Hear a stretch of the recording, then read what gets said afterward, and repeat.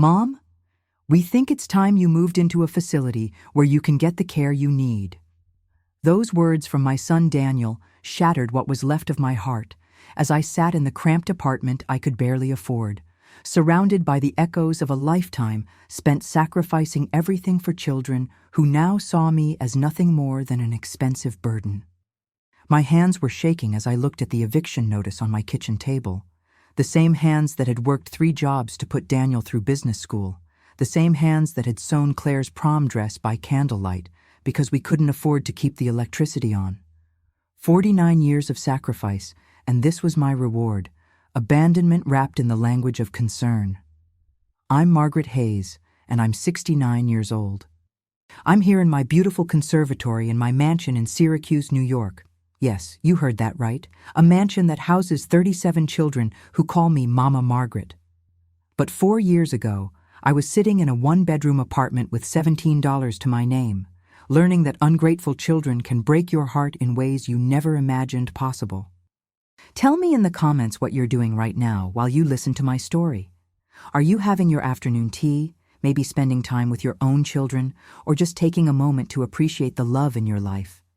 Hit that like button, because each like is so important to help my voice reach other mothers who might be facing abandonment by the very children they raised. And subscribe to Grandma's Legacy, because no mother should have to learn the painful difference between sacrifice and stupidity alone. You see, I'm sitting here now, surrounded by children who chose me, children who understand the value of unconditional love because they've lived without it. But back then, I was still clinging to the belief that blood meant loyalty, that sacrifice guaranteed love, that being a good mother meant accepting whatever scraps of affection my biological children were willing to throw my way. What Daniel and Claire didn't know when they were planning to dispose of their inconvenient mother was that sometimes the universe has its own sense of justice, and sometimes that justice comes with a price tag of $60 million. I was born in 1954 in a working-class Irish Catholic family in Buffalo, New York, where my mother taught me that a woman's worth was measured by how much she could sacrifice for her children. At 19, I was already a single mother to Daniel and Claire after their father abandoned us for a younger woman who didn't come with the burden of children. Those early years were a masterclass in survival and sacrifice. I worked the night shift cleaning office buildings from 11 p.m. to 7 a.m., then spent my days watching other people's children in my tiny apartment to make extra money. I survived on coffee, determination, and the absolute conviction that my children's future was more important than my present comfort. When Daniel was 8 and Claire was 6, I would come home from my cleaning job, catch 2 hours of sleep, then transform into the cheerful mother who made pancakes shaped like Mickey Mouse and helped with homework. I never let them see me count pennies for groceries or cry from exhaustion in the shower. Education became my obsession and their salvation. Every overtime hour, every second job, every skipped meal went toward giving them opportunities I never had. When Daniel showed aptitude for math and business, I worked double shifts to afford tutoring. When Claire displayed a gift for helping others, I sold my mother's wedding ring to pay for her psychology textbooks. Daniel graduated from Syracuse University with a business degree in 1997, and I was so proud I cried through the entire ceremony. I'd worked myself nearly to death, but my son was going to have the white-collar career that would ensure he never experienced the poverty that had defined our lives. Claire followed with a degree in social work from SUNY Albany in 1999. My daughter wanted to help families in crisis, and I saw it as validation that all my sacrifice had produced children with good hearts and strong values. I was so naive. Daniel's success came quickly. Within 5 years, he was running his own consulting firm and had married Jennifer, a polished woman from a wealthy family who made subtle comments about different backgrounds and social expectations. They lived in a beautiful colonial in Pittsford, complete with a 3-car garage and a pool. Claire married Paul, a fellow social worker, and they settled into a comfortable middle-class life in Rochester with their 2 children. Both of my children had achieved the American dream I'd worked so hard to give them, and I expected that my years of struggle were finally over. Instead, They became the beginning of a different kind of heartbreak. Success had taught my children to be embarrassed by their origins, by the mother whose hands were permanently stained from cleaning chemicals, whose wardrobe came from thrift stores, whose education ended at high school because she'd spent her college fund on their futures. The first signs appeared at Daniel's wedding in 2002. I was seated at a table in the back with distant relatives, while Jennifer's parents held court at the head table. When Daniel gave his speech thanking everyone who'd helped him succeed, he mentioned his college professors, his fraternity brothers, his mentors, but not the mother who had literally worked herself sick to pay for his education. Claire's transformation was more gradual but equally painful. The daughter who used to beg me to tell her bedtime stories about princesses and brave mothers started suggesting I might be more comfortable skipping family gatherings. My grandchildren barely knew me because visits were always brief and supervised, as if I might contaminate them with my working-class background. By 2015, my relationship with both children had devolved into duty calls and obligatory holiday visits where I was treated like an uncomfortable reminder of their past rather than the foundation of their success. I was living on Social Security in a cramped apartment, my body broken from decades of hard labor, my heart broken from years of being treated like an embarrassment. The final blow came in 2019 when my landlord raised the rent by $400 a month. At 65 years old, with failing health and no savings left after a lifetime of giving everything to my children, I faced eviction. When I called Daniel for help, his response changed everything I thought I knew about love, family, and the price of sacrifice. But what my children didn't know was that my brother Thomas, who had emigrated to Australia in 1975 and built a mining fortune, had been quietly watching our family dynamics for years. And Thomas had very strong opinions about how children should treat the mothers who sacrificed everything for them. The phone call that revealed the true depth of my children's ingratitude came on a Tuesday morning in March 2019. I was sitting in my kitchen, staring at the eviction notice and trying to figure out how to stretch $17 until my next Social Security check, when I finally swallowed my pride and called Daniel. "Mom, I'm in a meeting," he said immediately, his voice impatient. "Can this wait?" "Daniel, I wouldn't call if it wasn't important. I'm about to be evicted. The rent went up and I can't afford the increase. I was hoping maybe you could help me find a solution." The silence stretched so long I thought the call had dropped. "Mom, you can't keep expecting us to solve your financial problems. Jennifer and I have our own expenses, the kids' private school, the country club membership, our mortgage." The country club membership. While his mother was facing homelessness, he was worried about golf privileges. "I'm not asking you to solve my problems, Daniel. I'm asking for help from my son. The son I worked 3 jobs to put through college. And I'm grateful for that. But that doesn't mean I'm responsible for supporting you for the rest of your life. You made your choices." My choices.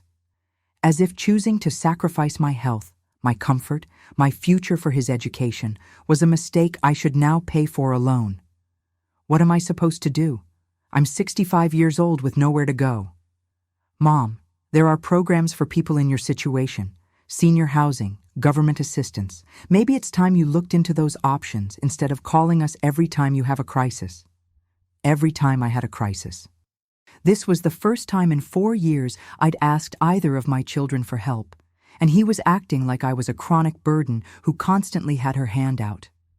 "Daniel, I raised you better than this. You raised me to be independent and self-reliant," he replied coldly. "Maybe you should try practicing what you preached." The conversation with Claire was worse. When I explained my situation, she launched into a lecture about enabling and codependency that sounded like it came straight from her social work textbooks. "Mom, constantly rescuing you from financial crises isn't helping either of us develop healthy boundaries," she said in her professional voice. "You need to take responsibility for your choices and find sustainable solutions." Sustainable solutions. I was 65 years old with arthritis in both hands from decades of scrubbing floors, facing eviction from a 1-bedroom apartment, and my social worker daughter was giving me therapy speak about boundaries. "Claire, I'm your mother. I spent 30 years working myself to the bone so you could have opportunities I never had. Doesn't that mean anything? Of course it means something, but it doesn't mean Paul and I are obligated to support you financially. We have our own family to think about. Their own family. As if I wasn't family. As if the woman who had sacrificed her health, her youth, her dreams for their futures was now just some distant relative asking for charity. The weeks that followed were a nightmare of bureaucratic humiliation. I applied for emergency housing assistance and was told the waiting list was 18 months. I looked at senior living facilities and discovered that even the most basic accommodations cost more than my entire monthly income. I visited food banks and stood in lines with other elderly people whose children had apparently forgotten them. Meanwhile, Daniel posted photos on Facebook of his family's vacation to the Bahamas.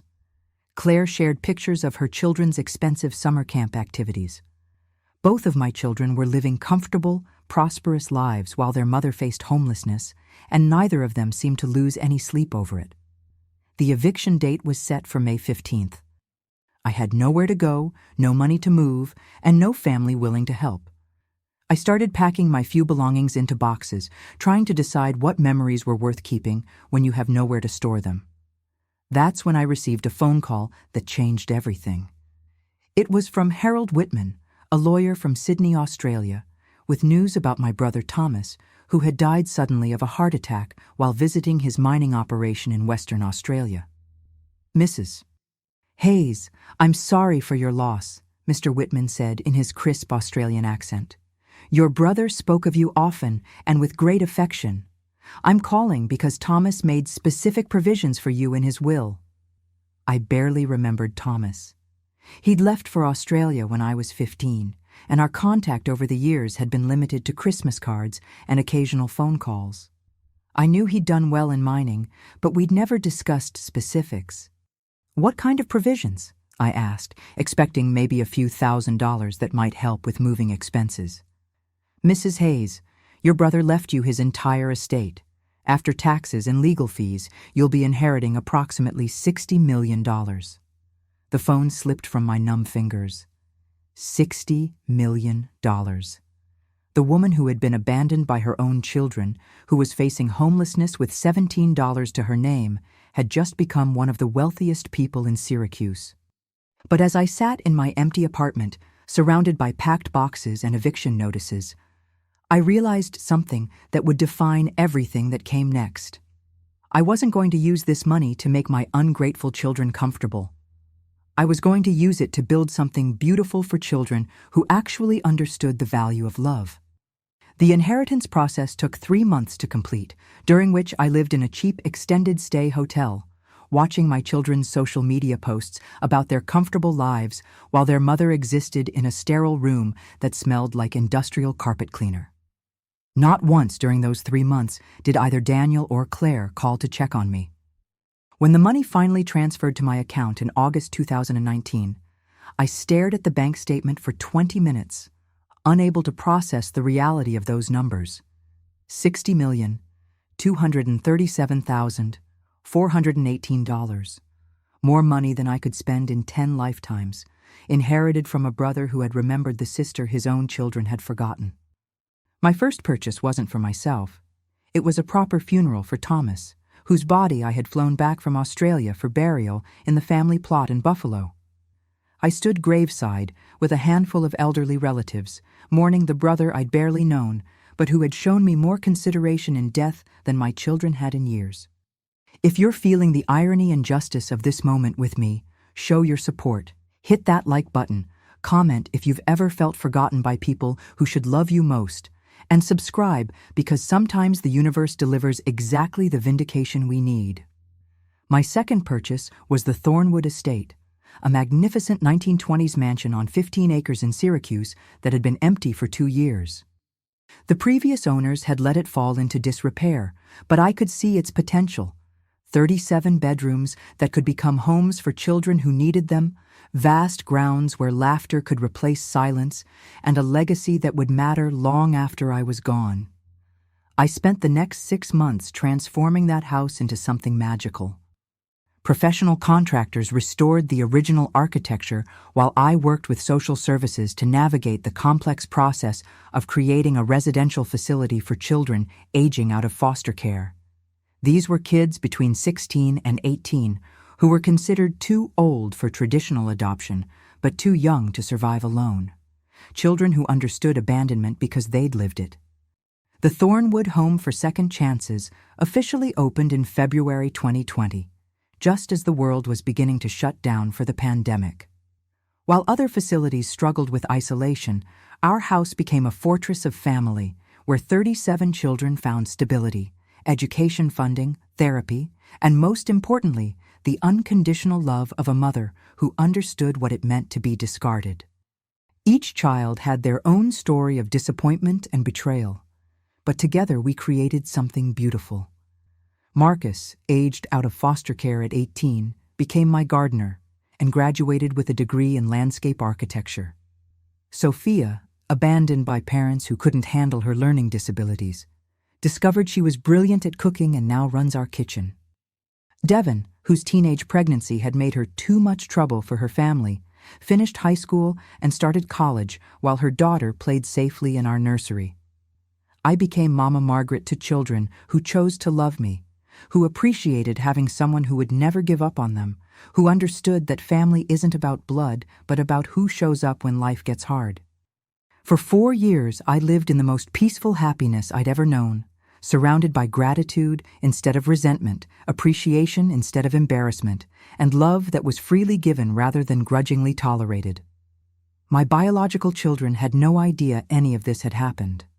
As far as Daniel and Claire knew, their inconvenient mother had simply disappeared after the eviction, probably into some government housing where she wouldn't be their problem anymore.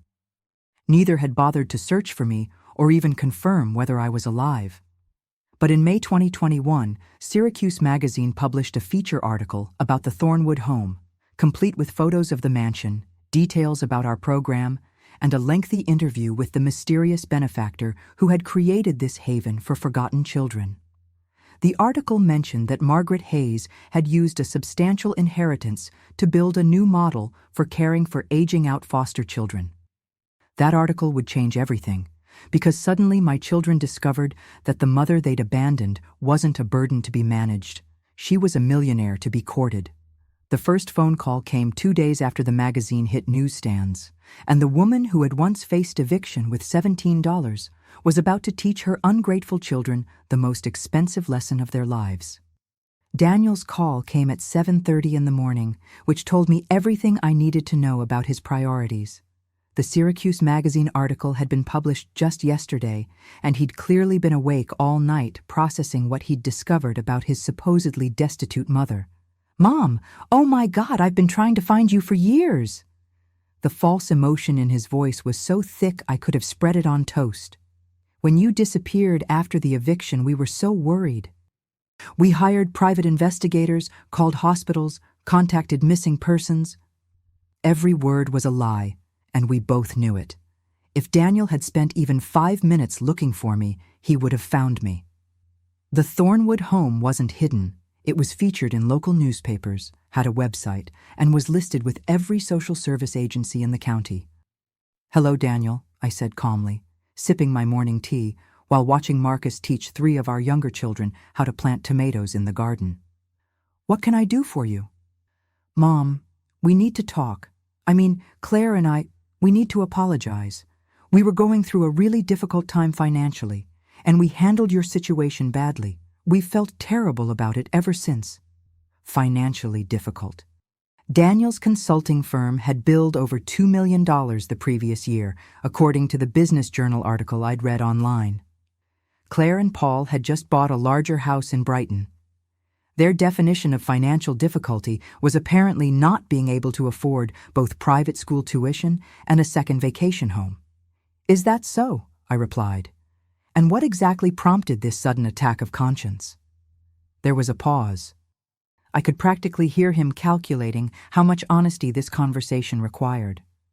"We saw the article in Syracuse Magazine yesterday. Mom, we had no idea you'd inherited money from Uncle Thomas. We've been worried sick about you since you disappeared after the eviction, but we had no way to find you. When we saw that article with your name and photo, worried about me. The man who had told his homeless mother to find government assistance was now claiming he'd been worried about my well-being. So, you only called because you discovered I have money? No, that's not. Mom, we called because we love you and we've missed you and we want to rebuild our relationship. The money doesn't matter. The money didn't matter. Then why hadn't he called during the 4 years when he thought I was poor? Daniel, I'd like to see you and Claire, both of you, together. This Saturday at 2 p.m., I'll text you the address. Should we bring the grandchildren? They've missed you so much. The grandchildren who had been taught not to ask about their disappeared grandmother. No, Daniel, just you and Claire. We have some things to discuss privately first. After I hung up, I called Claire, whose reaction was equally predictable. Tears, apologies, claims that she'd been devastated when I disappeared, and transparent attempts to gauge exactly how much money was involved. Mom, seeing that article, learning what you've built with those children, I'm so proud of you. It's exactly what I would have expected from someone with your generous heart. My generous heart. The same generous heart she'd lectured about boundaries and codependency when I was facing homelessness. I spent the days leading up to their visit preparing for the most important conversation of my life. This wasn't going to be a tearful reunion where we pretended the past 4 years hadn't happened. This was going to be a reckoning where my children learned the difference between love and transaction, between family and convenience. I had my lawyer, Patricia Williams, prepare documentation of my inheritance, my charitable giving, and most importantly, my current will. I wanted my children to understand exactly what they had thrown away when they abandoned their mother, and exactly what they stood to gain or lose based on how this conversation went. Saturday arrived with the kind of crisp autumn weather that made Syracuse beautiful. I dressed carefully in a simple but elegant dress, expensive enough to signal my changed circumstances, but not so flashy as to distract from the message I needed to deliver. At exactly 2 p.m., a luxury SUV pulled into the circular driveway of Thornwood Estate. Through the window, I watched Daniel and Claire sit in the car for several minutes, clearly overwhelmed by the scope of the property they were seeing. The mansion, the manicured grounds, the children's playground visible in the distance, all of it purchased with money their mother had inherited while they were ignoring her existence. When they finally approached the front door, I could see the calculation in their eyes. This wasn't their mother's house. This was an estate worth millions, and they were finally understanding what their abandonment had cost them. I opened the door before they could knock, and the expressions on their faces told me everything I needed to know about why they were really there. "Hello, children," I said quietly. "Welcome to my home." What happened next would determine whether the ungrateful children who had thrown their mother away could ever earn their way back into the life she had built without them. The grand foyer of Thornwood Estate had been designed to impress with its sweeping staircase, crystal chandelier, and marble floors. But as Daniel and Claire stepped inside, their amazement wasn't about architectural beauty. It was about calculating the value of what their abandoned mother now owned. "Mom," Claire whispered, her voice filled with awe. "This place is incredible. How did you... when did I... What, Claire? When did I stop being the poor, embarrassing mother you were ashamed to acknowledge? When did I become someone worth knowing again?" Their discomfort was palpable, but I wasn't finished.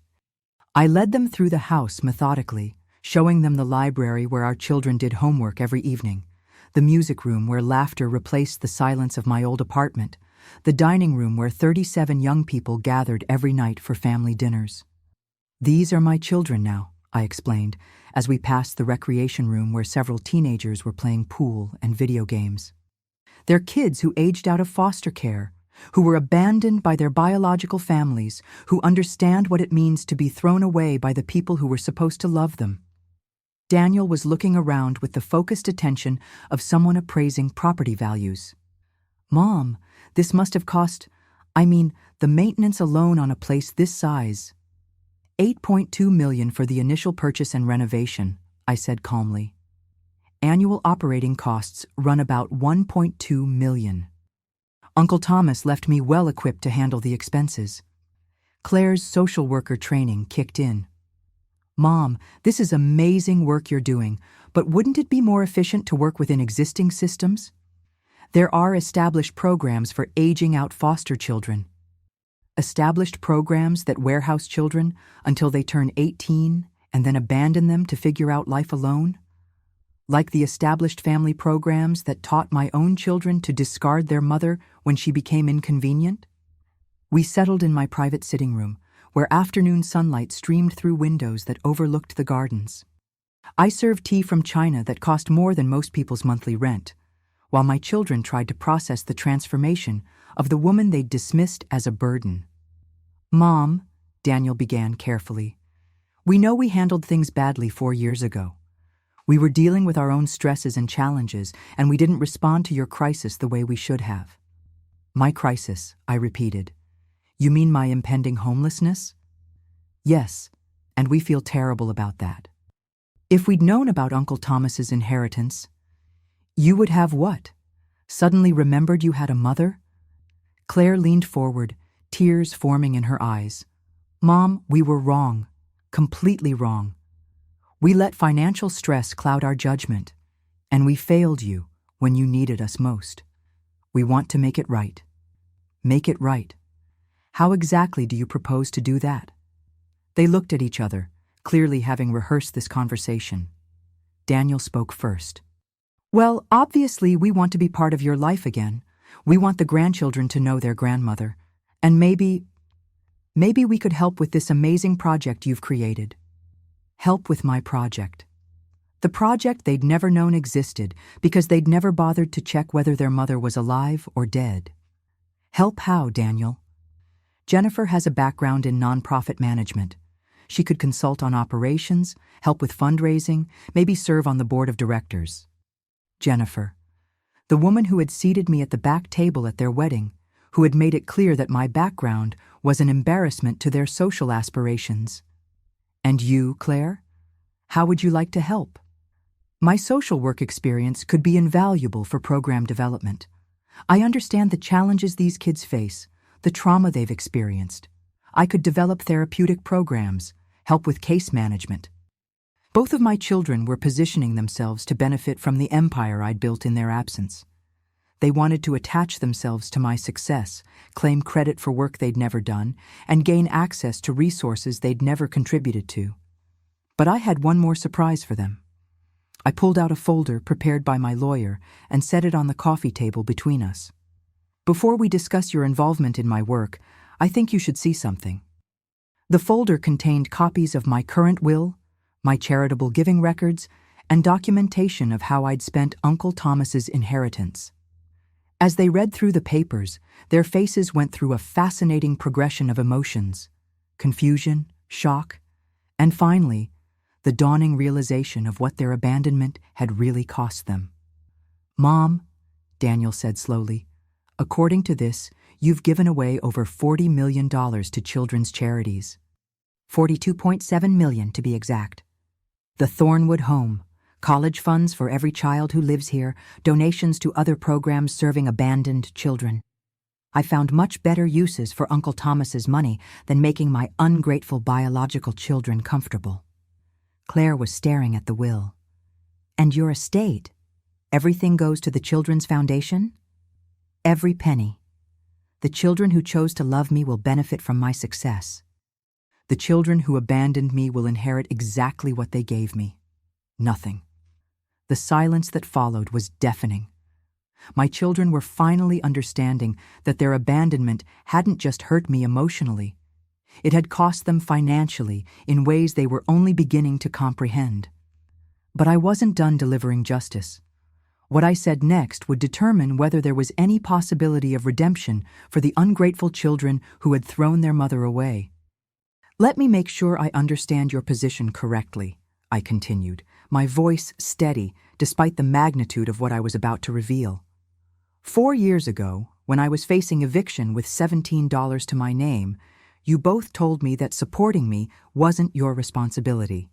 You suggested I find government assistance and learn self-reliance.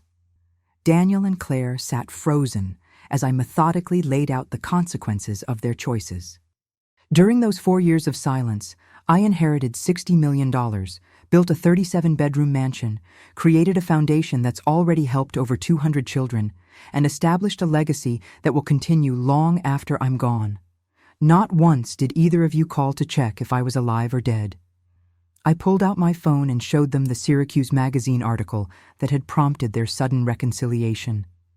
But 3 days after this article revealed I was wealthy, you both called claiming you'd been searching for me for years and were devastated when I disappeared. You weren't devastated when you thought I was poor. You were relieved. Claire was crying now, but they weren't tears of genuine remorse. They were tears of someone realizing the magnitude of what they'd lost through their own selfishness. "Mom, please," she whispered. "We know we made terrible mistakes. We were young and scared and overwhelmed with our own responsibilities. Can't we start over?" "Start over?" I laughed, but there was no humor in it.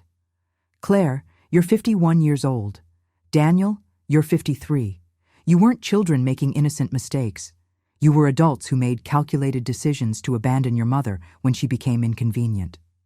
I stood up and walked to the window overlooking the gardens where several of my chosen children were playing soccer with volunteers from the community. "Do you see those children? Every one of them has been abandoned, betrayed, or thrown away by the adults who were supposed to protect them. But unlike my biological children, they understand gratitude. They appreciate having someone who will never give up on them." Marcus appeared in the garden, now 22 and finishing his master's degree in landscape architecture. Marcus was aging out of foster care when he came to us 3 years ago. No family, no support system, no hope for the future. He now manages our grounds, has a full scholarship to graduate school, and calls me every Sunday just to check how I'm doing. I pointed to Sophia, who was teaching younger children how to cook in our outdoor kitchen. Sophia was abandoned by parents who decided her learning disability made her too much work. She's now studying culinary arts and runs our meal program. She writes me thank you notes for opportunities I've given her. Daniel was calculating furiously. "Mom, we want to be part of this. We want to help these kids, work with your foundation, rebuild our relationship with you." "No, Daniel, you want access to my money. There's a difference." I returned to my chair and picked up the legal documents. Here's what's going to happen. My will currently leaves everything to the Thornwood Foundation. However, I'm willing to consider one modification. Their eyes lit up with hope and greed. "If you can prove that your desire for reconciliation is genuine and not financial, if you can demonstrate that you understand the value of sacrifice and commitment, then I might reconsider your inheritance." "What do you mean?" Claire asked eagerly. "I mean you have 5 years to earn your way back into my life and my will, but it won't be easy and it won't be comfortable." I outlined the conditions. Both of them would volunteer at Thornwood for at least 10 hours per week, unpaid. They would attend family counseling to address the underlying issues that had led to their abandonment of me. They would publicly acknowledge their behavior and make amends to the community that had witnessed my disappearance. Most importantly, they would have no access to my money during this probationary period. No loans, no investments in their businesses, no financial assistance of any kind. They would prove their love was real by demonstrating it when there was no financial benefit. If after 5 years you've shown genuine change and commitment to our family relationship, I'll restore you to my will. But if this is just about money, if you're here because you want access to my wealth rather than a relationship with me, then you'll inherit nothing." The room was silent, except for the sound of children's laughter drifting in from the gardens. "What's it going to be?" I asked. "Are you willing to earn your way back into my life? Or are you only here because you want my money?" Daniel and Claire looked at each other, and in that moment, I knew I would finally learn whether my biological children were capable of genuine love, or if they were just very disappointed investors. Daniel was the first to speak, and his words revealed everything I needed to know about his character. Mom, 5 years seems like a very long time, and volunteering 10 hours a week. I have a business to run, obligations to my clients. Maybe we could work out a different arrangement? A different arrangement. My son wanted to negotiate the terms of earning forgiveness, as if love was a business contract that could be modified for his convenience. Claire tried a softer approach. Mom, I understand you're hurt, and you have every right to be. But don't you think these conditions are a little harsh? We're your children. Shouldn't family forgiveness be unconditional? Unconditional forgiveness. From the daughter who had lectured me about boundaries and codependency when I was facing homelessness. Let me tell you about unconditional love, I said, standing up and walking to the mantelpiece where photos of my chosen children lined the marble surface. Unconditional love is working 3 jobs so your children can have opportunities you never had. It's going hungry so they can eat, going cold so they can be warm, sacrificing your health so they can have health care. I picked up a photo of Sophia graduating from culinary school. Unconditional love is what I gave you for 46 and 44 years, respectively. What I'm offering now is conditional reconciliation, the chance to earn your way back into the life you abandoned. Daniel's true priorities quickly became clear. Mom, let's be realistic. We both have mortgages, responsibilities, children of our own to support. We can't just drop everything to volunteer at your charity, but we could contribute financially, maybe serve on the board, help with fundraising. Contribute financially. With what money? The money I might give them? Daniel, the answer is no. The conditions are non-negotiable. 5 years of proving your commitment when there's no financial reward, or you can leave now and never contact me again. They stayed for another hour, trying different approaches, guilt about their children missing their grandmother, promises of future devotion, subtle threats about what people would think of my harsh treatment of my own family. But everything they said only confirmed that they saw me as a resource to be managed rather than a person to be loved. When they finally left, I felt lighter than I had in years. The uncertainty was over. My biological children had revealed themselves completely. They were exactly who I'd feared they were. People who measured relationships by profit margins and saw family as a networking opportunity. 3 months later, Daniel sent me a lawyer's letter challenging my mental competency to manage my inheritance, claiming I was being manipulated by the criminals and delinquents I'd chosen to live with. The irony was breathtaking. The son who had abandoned his homeless mother was now claiming she was mentally unfit because she'd chosen to help homeless children. Claire tried a different strategy, showing up with her children for an unannounced visit and then posting manipulative social media messages about being heartbroken that their grandmother wouldn't see them.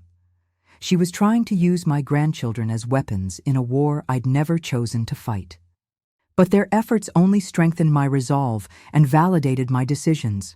I had documentation of their abandonment, recordings of their transparently financial motivations, and the clear support of a community that had watched me transform trauma into triumph. 2 years have passed since that confrontation in my sitting room in 2021. My chosen family has grown to include 43 children who call me Mama Margaret, dozens of volunteers who've become extended family, and a network of supporters who understand that real family is built on love, not biology. Daniel's business has struggled without access to my financial backing, and he's been forced to downsize his lifestyle significantly. Claire lost her job after her supervisor discovered she'd lied about having family resources available for emergency situations. Both of my biological children are learning that entitled attitudes have consequences. Meanwhile, Marcus graduated with his master's degree and is now designing therapeutic gardens for children's facilities across the country. Sophia opened her own catering business and provides jobs for other young people aging out of foster care. Devin finished nursing school and works in our on-site medical clinic, providing health care for children who might otherwise go without. Each success story validates the choice I made to invest in children who understand gratitude rather than biological children who took everything for granted. These young people send me Mother's Day cards, call to share good news, and show up when I need support. Everything my biological children never did, even when I was sacrificing my health for their futures. The most profound moment came last Christmas when all 43 of my chosen children gathered around our massive dining room table. As we shared what we were grateful for, each child spoke about second chances, about finding family when they'd given up hope, about learning that love isn't about blood, but about who chooses to stay. That's when I realized Uncle Thomas hadn't just left me money. He'd left me the means to discover what real family looks like. He'd given me the resources to create the love I'd always deserved but had never received from the children I'd raised. My biological children still send birthday cards and Christmas gifts, still make performative posts on social media about loving their mother, still tell people that we're working through some family issues. But their actions continue to reveal their true priorities. They want reconciliation only if it comes with financial benefits. Last month, Daniel's oldest child, my granddaughter Emma, turned 18 and reached out to me directly. She'd heard whispers about our family situation and wanted to understand why she barely knew her grandmother. We met for coffee, and I told her the truth about sacrifice, abandonment, and the difference between loving someone and using someone. "Grandma Margaret," she said, using the name my chosen children call me, "I'm sorry for what my parents did to you. I understand now why you built a new family with kids who appreciate what you give them." Emma has started volunteering at Thornwood on weekends, and she's applied to our scholarship program for college funding. Unlike her parents, she understands that love must be earned and maintained through actions, not just claimed through biology. If this story of justice, legacy, and the true meaning of family touched your heart, like this video right now, tell me in the comments about a time when you discovered that chosen family can be stronger than biological family, and subscribe to Grandma's legacy, because every mother deserves children who see her worth. I'm sitting here in the conservatory of the home that inheritance built, surrounded by children who chose to love me rather than children who chose to use me. At 71 years old, I've learned that the greatest wealth isn't money, it's being surrounded by people who value your presence rather than your presence. My brother Thomas gave me more than $60 million. He gave me the opportunity to discover what unconditional love actually looks like when it flows both directions. He gave me the chance to build a legacy based on compassion rather than biology, generosity rather than guilt. Remember, you can't buy genuine love, but you can invest in people who understand its value. Sometimes, the family that raises you isn't the family that sustains you. And sometimes, the greatest inheritance you can leave isn't money. It's the knowledge that everyone deserves to be valued for who they are, not what they can provide. The children I chose me back. That's the difference between family and biology. Real family is mutual, voluntary, and built on respect rather than obligation.